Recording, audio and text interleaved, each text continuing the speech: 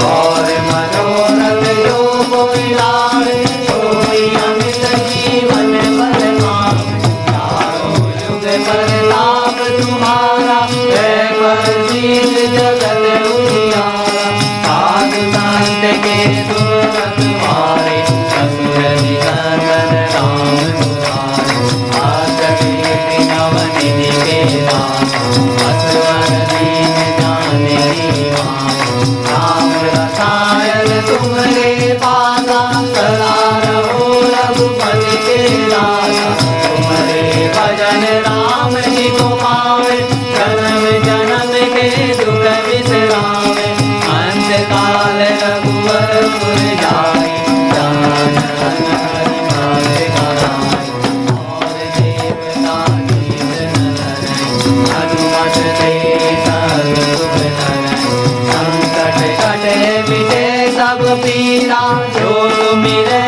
Hanumat बलवीरा